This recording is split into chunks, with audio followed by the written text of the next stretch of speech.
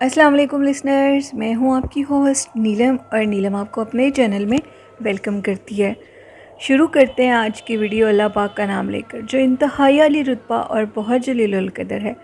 मैं अपने सभी सुनने वालों के लिए ये दुआ करती हूँ कि मेरे सभी सुनने वाले हमेशा शाद और आबाद रहें, जहाँ रहें खुशबाश रहें। इसी दुआ के साथ आज की स्टोरीज़ जन्नत के किस्से कहानियों का सिलसिला शुरू करते हैं। तो लिसनर्स, खौफनाक कहानियाँ सब लोगों को ही पसंद होती हैं और सब लोग ये कहानियाँ सुनने में इंटरेस्ट रखते हैं। मुझे खौफनाक कहानियाँ बहुत अच्छी लगती हैं और इनके मुतालिक सुनना, जानना, इन्फॉर्मेशन इकट्ठी करना मुझे बहुत अच्छा लगता है। तो लिसनर, आज आपके साथ मैं एक और बहुत खौफनाक, दिल दहला देने वाली स्टोरी शेयर करने लगी हूँ। तो आज की ये कहानी मेरे साथ शेयर की है रज़ा ने। रज़ा कहते हैं, मैं कराची सिंध का रहने वाला हूँ और आज आपके साथ एक ऐसे पुरस्रार लड़के की कहानी शेयर करने लगा हूँ जो कि मेरा बहुत अच्छा दोस्त था। उसकी ज़िंदगी का ये एक ऐसा सच है जो कि हम लोगों के सारे फ्रेंड्स, उसके सब ख़ानदान वाले, हत्ता कि उसके बीवी बच्चे भी जानते हैं। कहते हैं कि आज से 6-7 साल पहले की बात है। हम लोगों का जो दोस्त था वो इस्लामाबाद घूमने फिरने के लिए गया हुआ था और उधर वो डैम देखने के लिए गया। जब वो उधर से डैम देखने के लिए वो लोग गए, घूमे फिरे, उसकी तबीयत कुछ ख़राब हो गई। जितनी स्टोरी रज़ा कहते हैं हमें पता है वो मैं आपके सुनने वालों के साथ शेयर करूँगा और आपके सभी सुनने वाले इस स्टोरी से ज़रूर कुछ ना कुछ सबक हासिल करेंगे। वो कहते हैं कि हम लोगों का जो दोस्त था वो अपने बीवी बच्चों के साथ घूमने फिरने के लिए गया हुआ था। जब वो डैम देखने के लिए गए तो उधर उसकी तबीयत कुछ ख़राब हो गई और वो लोग वापस होटल में चले गए। जब वो लोग होटल में गए तो मेरा वो जो दोस्त था वो कुछ अजीब सा रिएक्ट कर रहा था अपनी बीवी के साथ। यानी अचानक बिना किसी बात के अपनी बीवी के साथ उसने लड़ाई करना शुरू कर दी। हत्ता कि होटल में ही मारना शुरू कर दिया। उसको इतना मारा कि उसके जो बच्चे थे वो ऊंचा ऊंचा रोने लग गए और जो होटल के रिसेप्शन वाले थे वो सारे अंदर आ गए और उन्होंने उसको समझाया। वो कहते हैं कि जो मेरा दोस्त शाहिद था वो, उसको कुछ समझ नहीं आ रही थी वो क्या कर रहा था, वो अपने इख्तियार में नहीं था। उसकी बीवी का भी यही कहना था कि मेरे हस्बैंड अपने, मुझे ऐसे लगता है कि वो अपने हवास में नहीं है। खैर, सारी रात वो उनकी मिसेस रोती रहीं। फिर वो उठा, उसने उनसे माफ़ी मांगी। माफ़ी मांगने के बाद नेक्स्ट डे वो लोग वापस चले गए, मतलब कराची के लिए रवाना हो गए। उनके उधर कुछ वो कहते हैं कि हम लोगों के कुछ रिलेटिव्स भी उधर थे और हम लोगों ने उनके पास भी जाना था, इसलिए उस शख्स की, मेरे दोस्त शाहिद की किस्मत ख़राब थी जिसकी वजह से वो इस्लामाबाद चला गया। खैर, उसके बाद उसने मेरे दोस्त ने एक फ़ार्म हाउस बनाया और उस फार्म हाउस के बनने में भी 2-3 साल लग गए। बहुत बड़ा फार्म हाउस था। उस फार्म हाउस में बाकायदा हम उसके साथ जाया करते थे, हम सब लोग उधर पार्टी किया करते थे। मेरा दोस्त नॉर्मल था अपने, लेकिन अपनी बीवी के साथ वो नॉर्मल नहीं था। वो अपनी बीवी के साथ अजीब रिएक्ट करता था। बच्चों के साथ ठीक था, बाकी घर वालों के साथ ठीक था, लेकिन वो ये कहता था कि जब भी मैं अपनी मिसेस के पास बैठता हूँ, उससे बात करने की कोशिश करता हूँ, तो ऐसे लगता है कि जैसे कोई अजीब सी मुझे उलझन होती है, जिसकी वजह से मुझे इसकी बातों पे गुस्सा आता है और मैं इसे मारने लग जाता हूँ।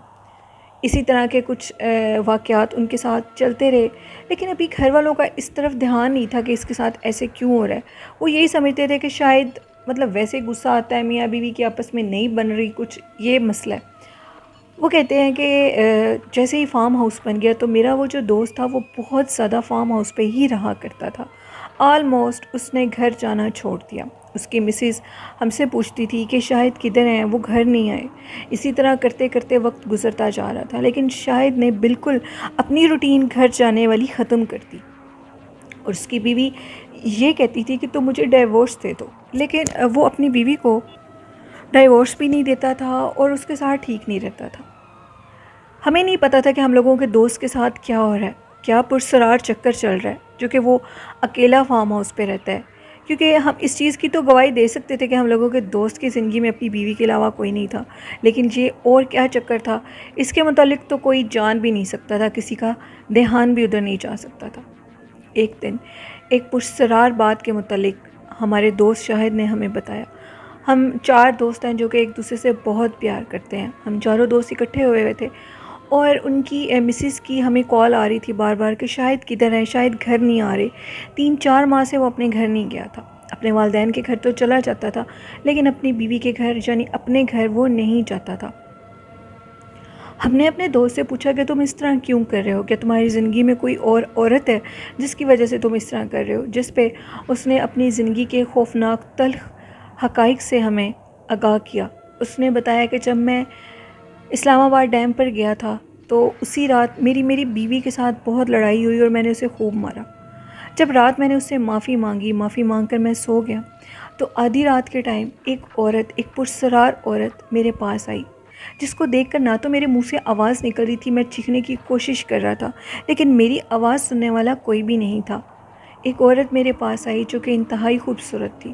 اس کی نیلی آنکھیں اس قدر خوبصورت تھیں جن کو دیکھ کر میں اپنے حواس میں نہیں تھا، اور میں نے اس عورت کو دیکھا تو بس دیکھتے ہی رہ گیا۔ میں چیخنے کی جو کوشش کر رہا تھا وہ کوشش بھی میں نے چھوڑ دی۔ وہ عورت یہ کہنے لگی کہ جب تم ڈیم پر گئے تھے تو اس جگہ میں نے تمہیں دیکھا اور اس کے بعد میں تم پر عاشق ہو چکی ہوں۔ میں ایک چڑیل ہوں جو کہ تم سے بہت زیادہ محبت کرنے لگی ہوں۔ اب میں تمہیں تمہاری بیوی کے ساتھ بالکل بھی نہیں رہنے دوں گی۔ بہتر ہے کہ تم اس کو چھوڑ دو۔ اگر تم اس کو نہیں چھوڑو گے تو میں اس کو تمہارے ہاتھوں ہی قتل کروا دوں گی۔ وہ کہتے ہیں کہ اس کے بعد وہ عورت چلی گئی اور میں نے یہ سوچا کہ میرے بچے ہیں، اگر میں نے اپنی بیوی کو چھوڑ دیا، یہ تو ایک چڑیل ہے جو کہ کسی ٹائم بھی میری جان لے سکتی ہے۔ اگر میں نے اپنی بیوی کو چھوڑ دیا، اس کو ڈائیورس دے دی تو میرے بچوں کی زندگی خراب ہو جائے گی۔ تو میں نے یہ فیصلہ کیا کہ میں اپنی بیوی سے دور رہوں۔ اگر میں یہ نہ بھی کرتا فیصلہ، میں اس سے دور نہ بھی ہوتا، تو وہ مخلوق مجھے باقاعدہ آ کر بہت تکلیف دیتی تھی اور یہ کہتی تھی کہ اگر تم اپنی بیوی کے قریب گئے تو میں تمہارے بچوں کو جان سے مار دوں گی۔ اپنے بچوں کی زندگی بچانے کے لیے میں نے اپنی بیوی اور بچوں کے گھر جانا چھوڑ دیا، مکمل طور پہ چھوڑ دیا، اور اب میں اسی عورت کے ساتھ یعنی اسی چڑیل کے ساتھ اس فارم ہاؤس پہ رہتا ہوں، اس خوفناک فارم ہاؤس پہ۔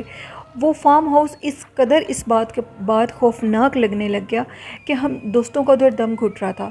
اس نے ہمیں یہ بتایا کہ وہ عورت، وہ چڑیل اب بھی میرے ساتھ موجود ہے، وہ اب بھی میرے پاس بیٹھی ہے۔ تم لوگ اس کے خلاف کوئی بھی غلط بات مت کرنا، اگر تم اس کے خلاف کچھ غلط بات کرو گے تو وہ تمہیں نقصان دے دے گی۔ ہم دوستوں نے یہ بات سنی اور ہم لوگ ادھر سے اٹھ کر چلے گئے۔ اس کے بعد ہم لوگوں کے دوست کا یہ عالم تھا کہ وہ اس فارم ہاؤس سے باہر نہیں نکلتا تھا۔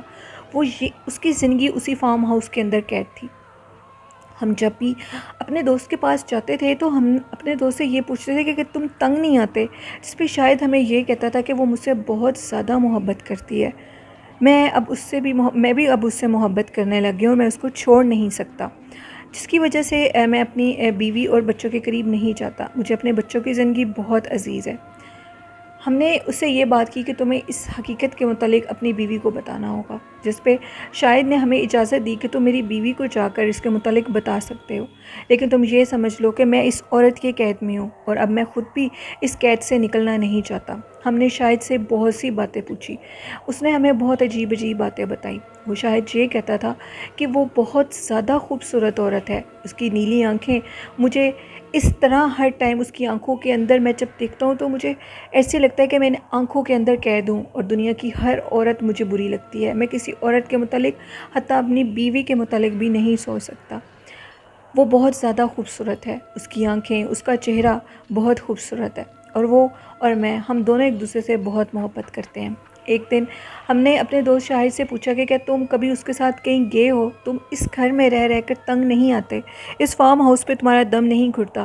تو شاہد نے ہمیں ایک واقعہ بتایا۔ شاہد کہتا کہ جب میں نے اس عورت کے ساتھ باقاعدہ اس چڑیل عورت کے ساتھ اس فارم ہاؤس پہ رہنا شروع کر دیا تو بارش کی رات تھی، اور بارش کی رات میں میری بیوی مسلسل مجھے کال کر رہی تھی۔ میں اس کی کال کو بار بار کٹ کر رہا تھا، اور اچانک سے جب یہ مخلوق میرے پاس آئی تو اس نے دیکھا کہ میری بیوی مجھے کال کر رہی ہے، تو اس نے میرے موبائل کو اٹھایا اور زور سے دیوار میں مارا اور میرا موبائل ٹوٹ گیا۔ اس کے بعد مجھے نہیں پتا کہ وہ مجھے کس جگہ لے کر گئی۔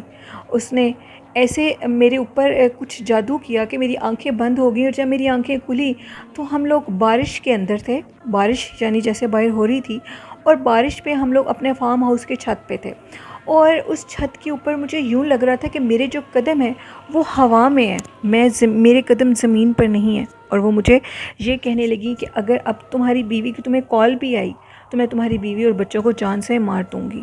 اس دن کے بعد وہ کہتے ہیں کہ شاید نے اپنے پاس موبائل نہیں رکھا، اور پھر جب میں نے اس سے یہ پرومس کیا کہ میں آج کے بعد موبائل نہیں رکھوں گا، تو وہ عورت مجھے پھر اپنے ساتھ ایک ایسی دنیا میں لے کر گئی جس دنیا کو دیکھ کر میں حیران ہو گیا۔ وہ دنیا میں نے آج تک نہیں دیکھی تھی۔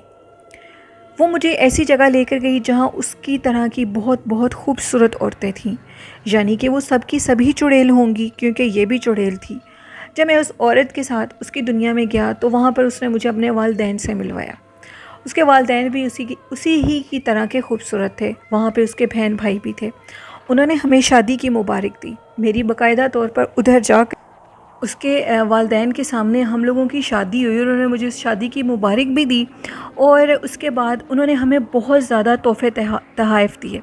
وہ تحفے لے کر اس نے میری آنکھیں پھر اس طرح اچانک سے یوں لگ رہا تھا کہ جیسے میں اس دنیا میں نہیں ہوں، اور جب میری آنکھ کھلی تو ہم لوگ اپنے اسی فارم ہاؤس میں تھے۔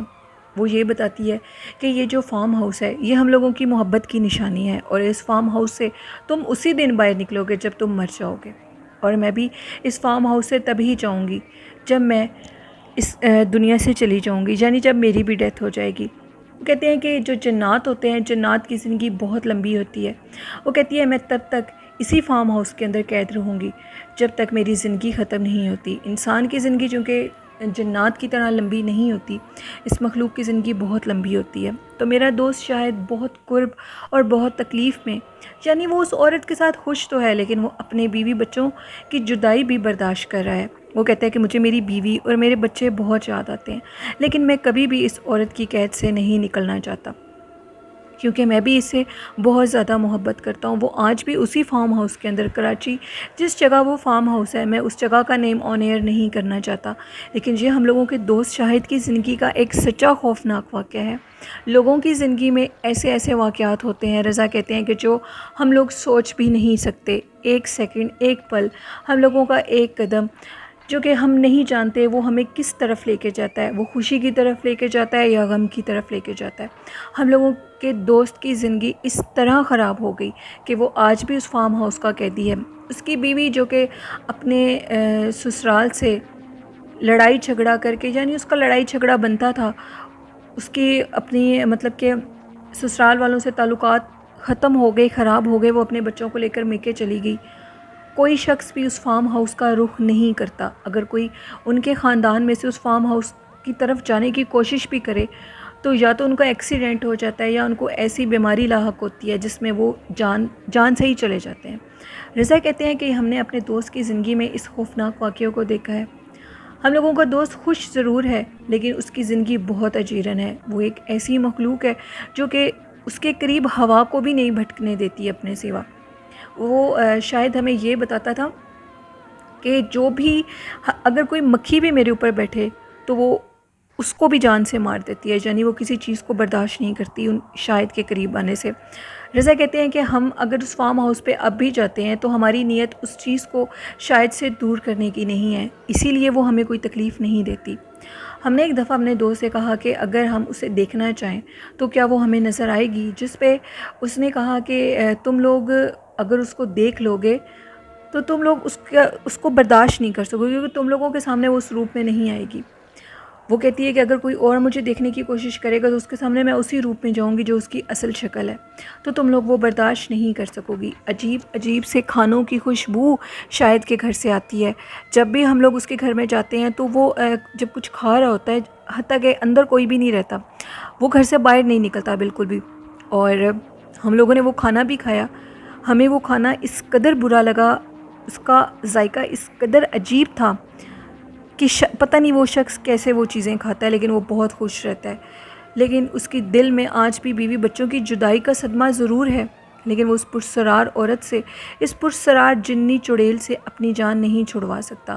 شاید کہ ہم لوگوں کا جو دوست ہے وہ خود بھی اس زندگی میں خوش ہے، اگر وہ چاہتا تو کسی عامل سے رابطہ کر سکتا تھا یا ہمیں کہہ سکتا تھا، لیکن ہم نے کبھی بھی اس کی زندگی میں انٹرفیئرنس نہیں کی۔ وہ بہت خوش ہے۔ شاید کے مطابق اس کے بچے بھی ہیں جو کہ ہم لوگ نہیں دیکھ سکتے. جب بھی ہم اس کے پاس جاتے ہیں تو وہ یہی کہتا ہے کہ آپ لوگوں کی بھابھی یعنی وہ چڑیل آج بھی اس گھر میں موجود ہے, میرے بچے بھی موجود ہیں. تو ہم اس کی اس بات کو سن کر بہت حیران ہوتے ہیں. یہ ایک سٹوری تھی. وہ رضا کہتے ہیں کہ یہ ایک بالکل سچی خوفناک کہانی تھی جو میں نے آپ کے سننے والوں کے ساتھ شیئر کی. بہت شکریہ رضا ایسی کہانی شیئر کرنے کے لیے. تو لسنر, یہ کہانی تھی رضا کی. بڑھتے ہیں آج کی دوسری خوفناک کہانی کی طرف. آج کی دوسری خوفناک کہانی میرے ساتھ رمیش نے شیئر کی ہے. ایک چھوٹا سا ہارر قصہ انہوں نے میرے ساتھ شیئر کیا ہے. رمیش کہتے ہیں کہ آپ جانتی ہیں کہ انڈیا میں بھی قبرستان بھی ہیں, جیسے پاکستان میں شمشان گھاٹ بھی ہیں, قبرستان بھی ہیں, اسی طرح انڈیا میں بھی قبرستان بھی ہیں اور شمشان گھاٹ بھی ہیں. وہ کہتے ہیں کہ ادھر ہم لوگوں کے گاؤں کے قریب ایک قبرستان ہے, اور کہا جاتا تھا کہ ادھر ایک عورت رات کے ٹائم جا کر جادو ٹونا کیا کرتی ہے, یعنی کچھ جادو کے عملیات کیا کرتی ہے. وہاں کے جو گورکن تھے انہوں نے کافی دفعہ اس کو پکڑا, اس کے ہسبینڈ کو پکڑوایا کہ یہ عورت ادھر آ کر ناجائز کام یعنی کالا جادو کیا کرتی ہے. تو اس کے ہسبینڈ نے اس کو بہت دفعہ روکا. جب وہ باز نہ آئی تو اس نے اس کو ڈائیورس دے دی, طلاق دے دی. اور اس کے بعد وہ عورت کسی کے بھی قابو میں نہیں آتی تھی اور ادھر جا کر کالا جادو کیا کرتی تھی.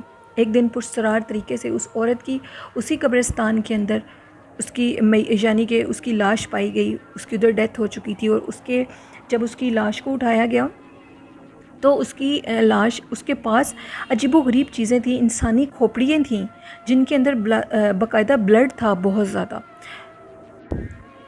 ان انسانی کھوپڑیوں کے اندر بہت زیادہ بلڈ تھا. اب نہ جانے وہ بلڈ کسی جانور کا تھا, کسی انسان کا تھا, وہ کہاں سے لیتی تھی یہ کوئی نہیں جانتا. پرسرار طریقے سے اس عورت کی ادھر ڈیتھ ہو چکی تھی. اس عورت کو اٹھایا, ادھر دفنا دیا گیا. تو گورکن کا یہ کہنا تھا کہ جب اس کو دفنا دیا گیا 40 دن گزرے, 40 دن کے بعد اس عورت کو ادھر دیکھا جاتا تھا. یعنی وہ کالے جادو کی وجہ سے اس کی ڈیتھ ہوئی تھی, ایک شیطانی کام کرنے کے پروسیجر میں اس کی ڈیتھ ہوئی تھی. اس کو پتہ تھا کہ اللہ کی طرف سے جادو کرنا گناہ ہے, اس کو اسلام میں اس کی اجازت نہیں ہے.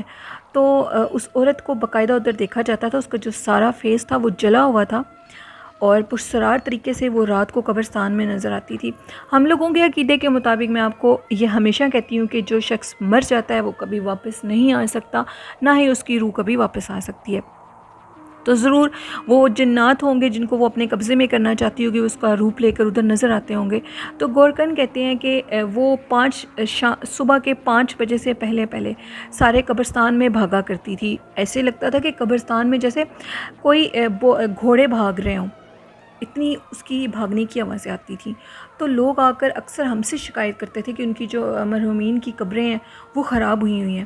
تو ہم لوگ کسی کو بتا نہیں سکتے تھے کہ اگر ہم لوگوں کو بتائیں گے کہ رات کے ٹائم ادھر ایک چڑیل بھاگتی ہے, یعنی کہ ایک ایسی عورت جو کہ جادو کے تحت اس کی ڈیتھ ہو گئی تھی اس دوران, تو اس کی بدرو یا جو بھی چیز ہے وہ ادھر بھاگتی ہے, تو لوگ اپنے پیاروں کی قبروں پہ آنا چھوڑ دیتے. پھر اس کے بعد رمیش کہتے ہیں ان لوگوں نے, وہ بھی مسلمان تھا گورکن, اس نے وہاں پر باقاعدہ کسی عامل کو بلایا. انہوں نے پھر وہ سارا چیک کیا. سارا چیک کرنے کے بعد انہوں نے بتایا کہ ادھر ایک چڑیل ہے, یعنی اس عورت کے قبضے میں کوئی چڑیل تھی. وہ ایک چڑیل کو قید کرنے کا عمل کر رہی تھی, اور چڑیل کسی کے قبضے میں بہت مشکل سے آتی ہے. وہ اس چڑیل کو قید کرنے کا جو عمل کری تھی, اس عمل کے دوران اسی چڑیل نے اس کی گردن کی ہڈی توڑ دی تھی, جس کی وجہ سے اس کی ڈیتھ ہو گئی تھی. تو وہی چڑیل ساری رات بھاگتی ہے. پھر انہوں نے کہا کہ اس کا حل کیا ہے. تو انہوں نے کہا کہ اس کا حل یہ ہے کہ اس کی جو قبر ہے, جب وہ چیز ادھر نکلے, چڑیل وہ رات کے ٹائم آئے, تو اس کی قبر کے ارد گرد ہمیں حصار کرنا ہوگا باقاعدہ. پھر انہوں نے اس کی قبر کے ارد گرد باقاعدہ حصار کیا, وہ جو بھی مخلوق تھی. اس کے بعد وہ اس قبرستان کے اندر تو تھی, لیکن اس کی قبر سے جو حصار کیا تھا ادھر سے وہ باہر نہیں نکل سکتی تھی. یعنی کہ اس نے قبرستان میں بھاگنا چھوڑ دیا, کیونکہ وہ قید ہو چکی تھی, اس کو اس قبر کے اندر قید کر دیا گیا تھا.